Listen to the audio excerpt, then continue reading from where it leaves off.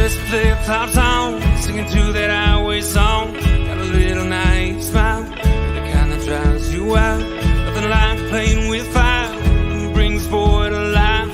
Beat you with a fuse you light, you're good, you're dynamite.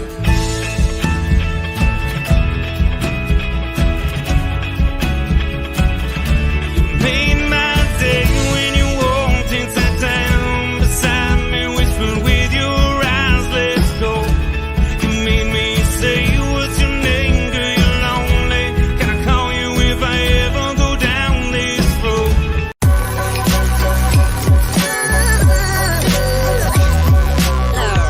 The following is a presentation of the Belly Up Sports Media Network.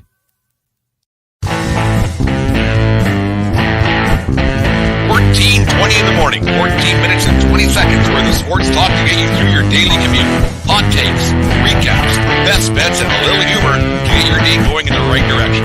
Sit back, grab your coffee, and let's get into it. All right, 14:20 in the morning for this 6th day of October 2023. Today's show, as always, brought to you by SeatGeek.com, the SeatGeek app.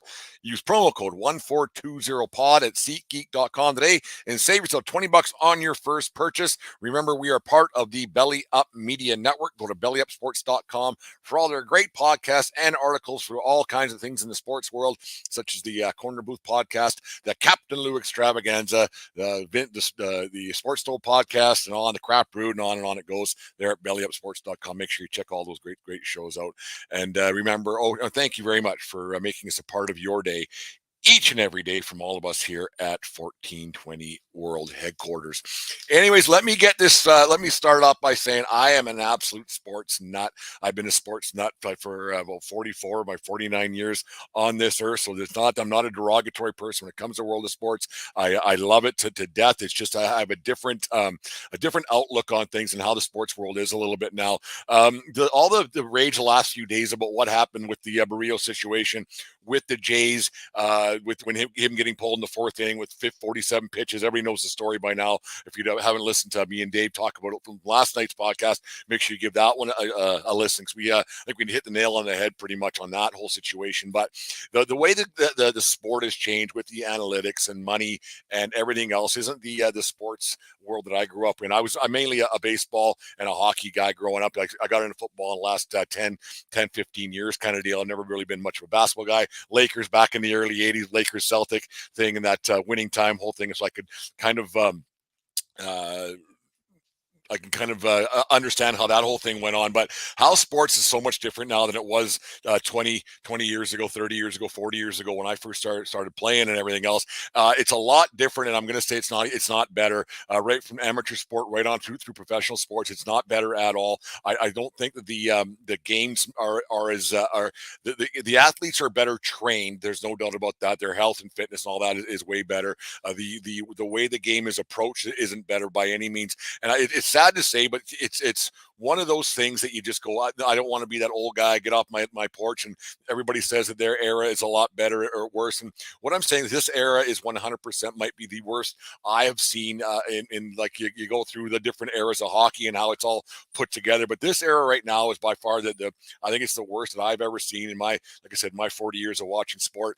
The money has changed everything so much with the way the games are played and the way the kids are trained, the way the kids are the way they come up through the minor systems and into junior hockey or into college sports or whatever it might be. There's so much training and so much BS that gets involved in it that to kind of rapes parents of giving their kids a chance to play sports or to be a part of it, and right throughout North America. I'm sure that's way over in Europe as well. But it's just so much different. The competition of sport isn't nearly as good as it was 30 years ago. 30 years ago, you had guys who were hungry, literally and figuratively, to get to become an athlete and become a professional athlete, to find a way to get themselves out of maybe a lower to middle class situation where they could maybe find a few bucks and everything else. Yeah, it wasn't back then. It wasn't millions and millions of dollars like it is today. But now you have kids right now that are literally not hungry, figuratively or literally. You have a lot of kids who are playing sports because their parents' financial situations kind of got them into that. And you have a lot of kids right now, if they win or lose, at even the professional level. It doesn't seem like when they win, yeah, they're ecstatic and they have a lot of happiness and a lot of joy and everything else. The celebrations are fantastic. We won't talk about the stupid ones that happen in baseball games and everything after making the wild card, because it's ridiculous. But when a team loses, you don't see the same disdain for losing that you used to see 20, 30, 40 years ago. Like, I'm not saying smashing your stick over the glass or punch someone in the face and everything else. I'm not saying that at all. But it seems like now that there's so much these kids don't compete that much anymore, and they don't compete at the lower levels. So when they get to the pros, winning and losing doesn't mean that much when it comes down to it. The team that wins is celebrating like a madman, but the team that loses, because there's all these guys have so much cash in their pockets, they don't seem to care as much as people back 30, 40 years ago, that getting that next contract meant so much and being part of a team meant so much. And free agency changed that a lot in the world of hockey, for sure. And then when they decided to disclose how much players were making, and that made the salaries go up bigger than they ever were. But you don't have kids nowadays who came from basically nothing. You're not going to see many kids from small town Alberta, small town Saskatchewan, whose dads might be, or dads or parents or single parents or families have a bunch of cash to get them the training that happens and everything else, and the training and playing on teams and on it goes. And another thing about sports nowadays is you have a bunch of kids that just automatically assume that they should be playing, and then they kind of get onto that train once they do make it, because it's ingrained to their head that no matter what, I'll find a way onto another team. You look at there's all these different academies and different teams and different this that pop up out of nowhere all the time everywhere, and it's really odd that happens so often. You look at, you go back X amount of years ago, when you made a team, you had to be good. You had to be really good, and that made sure that you were on a team. Yes, there was always the politics. There's no that's never going to go away. There's always a kid who may have his parents may have bought their way onto a team, sponsored their way onto a team, or whatever it may have been. But you had to be good to play at a certain level and to go to the next level and everything else. Now you see here in Canada, and it happens, I'm sure, right across the United States, but here in Canada, not just with the academies, because people know how I feel about that a little bit, but there's these junior A leagues that are popping up all over the place that just come out of nowhere, and they're not the best of the best. Back when the Alberta Junior Hockey League, and then the Western Hockey League, obviously, but now there's all these different tier 2 leagues that are popping up all over the place that aren't sanctioned by this or aren't sanctioned by that. And then you have parents that are creating these new leagues, and you have people creating these new leagues who are making a lot of money off of these kids and off these kids' parents and off the sweat of these parents, and with the false hopes of making these teams. Like, it goes to levels all the time. Like, you had to be really good to make a team, and that would ensure you played against the best competition, and it was something to strive for. And now that these kids don't have something to strive for, there's a trickle down effect that happens all the time, where you can just jump from team to team, and daddy will pay you onto a team, or even with the transfer portal or NIL in college now, you can just jump from team to team if things don't work out your way. There are some benefits to it. There's no doubt about the NIL money, and it should have been paid a long time ago. And the transfer portal, if you didn't get what you were promised by the coach or the recruiter or whoever it might have been. But with these new teams popping up all over the place, it's really diluted the sport. And now that you have a bunch of kids that don't really want to play where they want to play on certain teams because they think they have a better chance, and they're getting lied to a lot by a lot of these programs. You see situations where kids don't even want to come out of the pros. Like, I'm a USC guy, as you guys know, who listen to this show. For the first time listening to the show, I'm a USC guy. I love the USC Trojans football program. But you look at that the Caleb Williams situation, where he's basically said he can make more money out of playing for USC next year in college football than going to whatever team can get first overall, getting that draft pick. So he might just go back to USC regardless. And it's odd to think that he going pro used to be a way to make money and get yourself out of a situation. I don't know Caleb Williams' family situation. It's none of my business, nor do I care. But for a kid to say, you know what, I'm going to just stick around back here, and like he never said win. He never once said win to win the championship for USC. Be the first one since the Reggie Bush era that got taken away. We all know that story. But for Caleb Williams to basically, I can make more money staying in college, that kind of goes to show where the priorities are with a lot of these athletes nowadays. And winning and losing doesn't mean anything. Yeah, once you win, you're pretty ecstatic. But if you lose, you're like, oh, whatever. I got X amount of $1 million in the bank, so it doesn't much matter. And Williams by saying that, it kind of puts out. I'm going to hope he has a good weekend. He'll beat Arizona State this weekend, or Arizona. That's not a big deal. But then the Notre Dame game next week, and then the Utah game the week after, they might be a bit tough. But these games are a little bit different. Competition is not at the forefront anymore. It's all about skill development and showcasing your skills and exit velo and the stats and everything else. And it's not about winning or losing. Kids are more, in my opinion, this is in junior hockey a lot. It's trickled into the pros, and it's trickled in. It's also in college baseball, and it's in summer baseball and little league baseball, whatever. Where all the stats and all the nerdanalytics, they're saying that's the most important thing. And you can't just blame the nerds, the athletes, or you can't blame the athletes. You got to blame the nerds who are saying that this is important and that's important. And this will get you a better chance to get to the next level. And the thing is that's not going to make you get to the next level. You have to be able to compete, and you have to be able to win. And maybe you don't anymore. Maybe just getting to that next level doesn't mean anything. It's that next contract that means a lot. Like, obviously those guys were making 50 grand a year back in the early 80s playing in National Hockey League. They wanted another contract as well. But now, if you get that second contract in the National Hockey League or in baseball or whatever it might be, you and your families is set for life. And I think that's the thing that's kind of getting lost in professional sports nowadays, is that launch angle and the advanced metrics, or whatever they call them. That's really putting a damper on the world of sports for me. And the guys don't care when they strike out. Guys don't care when they pop up. Like, I had a kid in college baseball this summer college league, and there was a ground ball to second base. He hit it hard, and then he ran hard down the line. He said, good 90. I was like, you're still out, man. Like, who cares how fast you ran down first base? You're still out. Like, is that what you're worried about? Like, you should be, like, I remember, like, back, this is the 20 years ago, get off my lawn, obviously I'm getting old, but it's one of those things where you see kids would pop up or ground out, and they throw their bat down and be mad and pissed off at themselves because there was a compete level and they wanted to win. Now it's like, okay, I hit it hard. And like, the only way you're going to get on base is that second baseman screws up. So it doesn't matter how hard you fucking run.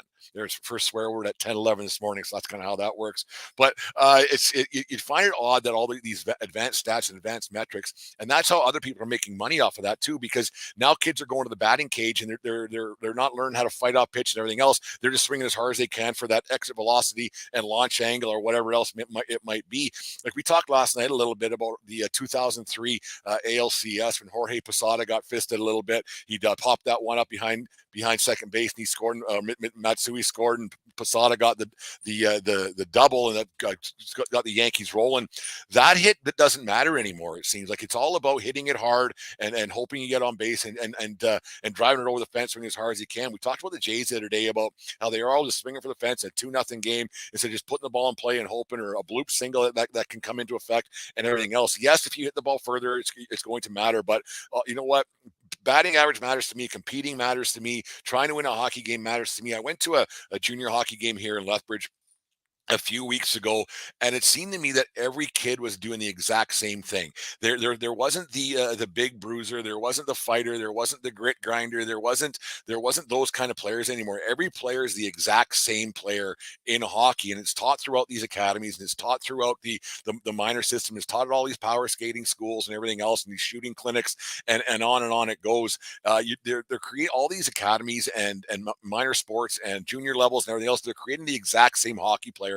And there isn't anybody with a flair for the dramatic. There isn't anybody that is really sticking out. Yes, you have the Connor McDavids of the world and the like, and then in baseball you have the Mike Trouts and the Bryce Harpers. But those guys are exceptional superstars of another level, Hall of Fame kind of guys, right? So for the rest of the sports world to say that the sport world is better, they're lying to themselves, because it's not. The compete level is not the same, right from the nerds right onto the head office to the players. It's not better. It's actually, I think it's worse. Like, I will watch, I will cheer, I will enjoy it. Like, like I said before we got going here, that I'm a sports nut through and through, and I'll never stop watching it. I'm just saying that this is probably the worst competitiveness of sport that I've ever seen, that I've ever been a part of. And it's just a microcosm microcosm of the rest of the how society is, and how these kids are trained, and how it's a me world. It's not about a team situation anymore, and the kids don't care. The kids, that's the way they play, and it's transferred into professional hockey.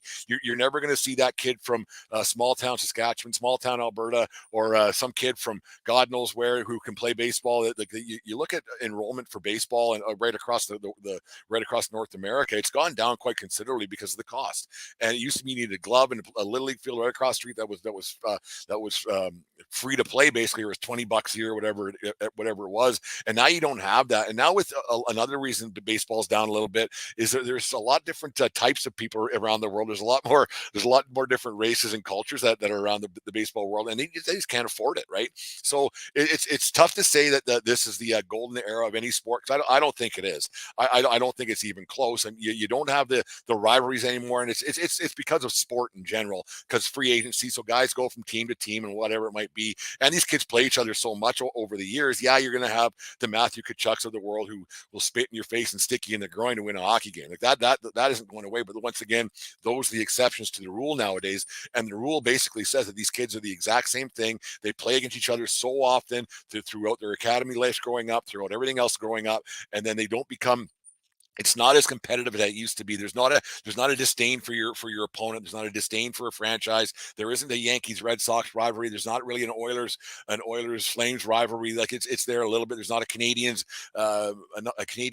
Maple Leafs rivalry, because, well, who cares about the Canadians and Maple Leafs really? But it's not the same. And I don't think sports are better because of it. I'm not going to stop watching. I'm not going to complain about it. I'm just making a very simple statement here in 1420 in the morning about the state of the game and the state of everything. And it was shown 100% that the numbers and everything else, they seem to matter more than the gut feeling and the way a guy competes. And the way Berríos was pulled the other day, the Jays weren't going to win anyways. They weren't going to get another hit till they could be still playing today. They wouldn't have got a hit. But it's one of those things you just watch and you say, you know what? It's just different, and it's not better. Like, it's not. Sports are not better than they were 20 years ago, 30 years ago, when you had Dave Semenko patrolling the ice with the Edmonton Oilers protecting Gretzky. That's 40 years ago almost now when you think about it. But yeah, it's just different. You're not going to see the Wendell Clarks of the world, the Darcy Tuckers of the world. Like, those kind of guys are few and far between, because it's just a different way the game is played. It's a different way the game is taught. Is it safer? 100%. With the way the speed of like with football and hockey now, with the way the speed of the game is, and the way these guys can skate and run and hit, and the fitness level that these guys had, they don't smoke and drink like it's their job, like it was 30 years ago, obviously. But these guys, there would be injuries, the concussions, everything else, and the fighting that stopped because of concussions, and it's safer and it's better for the human factor, obviously. But when just being my age, I just remember all the fights and the hits and everything else. And you watch some old football highlights, it's just a lot different, and it's not as entertaining for me. Like I said, I'll keep watching, I'll keep enjoying it, I'll keep betting on it, I'll do it the whole thing, and keep going to games and enjoying it, and doing this crazy podcast every day here from 1420 World Headquarters. But for people to say that the game's in a better spot now than ever been, I think that they're fooling themselves. The athletes are better conditioned, the athletes are better trained, but they aren't better athletes, if that makes any sense. If you guys know what I'm saying. Anyways, drop me a line at 1420 or 1420sports@gmail.com. Let me know what you think, or go to our social media accounts, or just comment in the YouTube section down below, and let me know your thoughts on this, because it's just something I've always thought about. And the other day when the Berríos situation with the Jays happened, and the compete level and the nerds and everything else, and how it's just a different sport, I just had to get something off my chest about the world of sports. But anyways, there's my little rant for the day. I hope you guys enjoy it. Make sure and here's a word from our friends at SeatGeek. The foul baller. If there's a ball that's gone foul, he's gone to get it. Under his watchful gaze, all bevs, binoculars, and ballpark brats are safe. He's the only thing that stands between his section and certain destruction. That's why he only trusts SeatGeek with his tickets. The ticketing app trusted by fans. SeatGeek, so fans can fan. you very much to our friends at SeatGeek for everything they've done for the 1420 podcast over a year and a half. They've been with us. Remember, use promo code 1420pod at SeatGeek.com today and save yourself $20 on your first purchase, and it helps support the show and everything else. Let's get to Brent's Best Bets. Brent's Best Bets brought to you by America's favorite sportsbook, BetUS, where the game begins at BetUS.com. In the world of college football, on Saturday, number 12 Oklahoma travels to Austin, Texas to take on the number 3 Longhorns in their annual Red River Showdown. The Sooners keep it close, but take the Longhorns to win. 27-24. There's my prediction for that one. It wouldn't be college football Saturday. We're talking about Coach Prime and the Colorado Buffaloes as they travel to Arizona, to Tempe, to play Arizona State. Take Coach Prime and the Colorado Buffaloes to win, and it won't be close. After 2 straight Pac-12 losses, we'll look for Colorado to win that one. And to wrap things up, Central Florida rolls into Kansas to take on the Jayhawks. Take Kansas to win a close one, 31-24. That's Texas, Colorado, and Kansas. Put down $20, win yourself $73.71 at BetUS.com. Use promo code 1420 BetUS.com and get in the game today. Get yourself a 125% sign up bonus with BetUS.com by using that promo code. But if you're going to play, remember to play responsibly. Play at BetUS.com, America's favorite sports book, where the game begins. There it is, BetUS.com. Make yourself a couple bucks over the weekend, pad the old pockets, put some money in your jeans, and buy some beer over the weekend. Thanksgiving weekend here in Canada. Why not?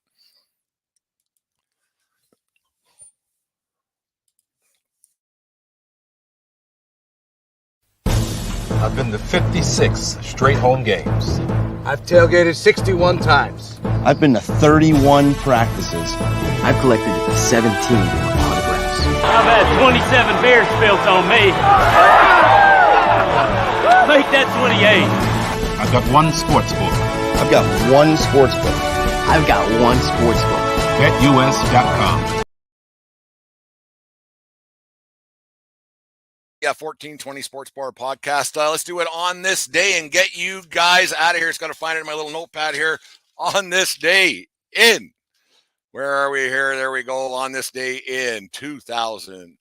Geez, that was a bit of a mess, wasn't it? On this day in 2010, Roy Halladay of the Philadelphia Phillies threw himself a no-hitter versus the Cincinnati Reds in front of 46,411 people at Citizens Bank Ballpark in Philadelphia, Pennsylvania. In Game 1 of the National League Divisional Series, Halladay became only the second pitcher in Major League Baseball history to throw a no-hitter, following in the footsteps of Don Larson's perfect game in 1956. Halladay helped out to his own cause by going 1 for 3 to plate that day with an RBI, but it was obviously his master performance on the mound that day. 9 innings pitched, 1 walk, 8 Ks, 28 batters faced with only 104 pitches, 79 of them for strikes. The Phillies would go on to sweep the Reds in the 3-game series before losing in the NLCS to the eventual World Series champion San Francisco Giants in 6 games.